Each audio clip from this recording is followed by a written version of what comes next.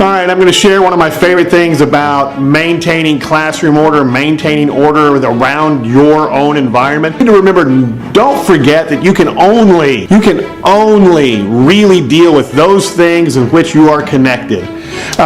You can't control the entire school's environment. You can't control how other teachers handle things. You can't control those things.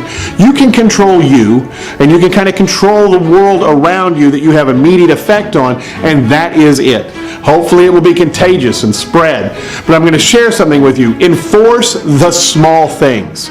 Enforce rigorously the small things. Tardies, language in your classroom, wearing ID badges, all of those things. Focus on those things, because when you focus on the small things and you make that a priority of enforcement, it becomes a big deal to break those smaller rules. It becomes a big deal to be tardy. And when you hold them accountable at the door when they are tardy, where's your pass? You don't have a pass? Why are you late? Why are you late? Make them own their actions. And when you do that, the rest of the class sees that this is a real deal. This is a big thing in this classroom. And let me tell you, I don't have a lot of tardies right now. There are a lot of tardies in the building, but I don't have a lot of them. Another thing that I do is maintain volume control in my classroom.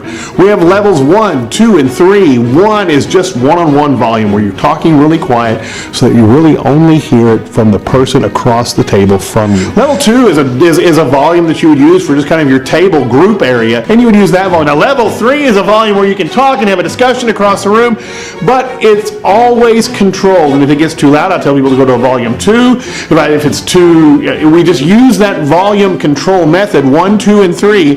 If I need a 0, and there are times when I need a 0, I'll call for it and they will give it to me. This is all established throughout the year.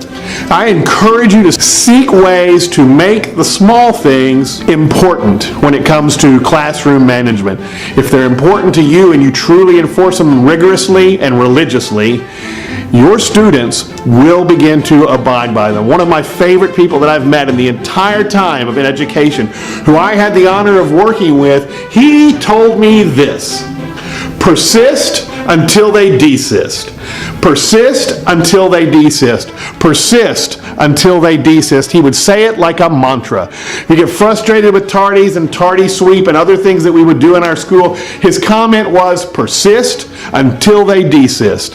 And he was right there beside us doing the exact same things. An administrator here, and he is a fantastic person, but his phrase, persist until they desist, is highly, highly important and encouraging to me and motivational for others who hear it and try it and know how well it works.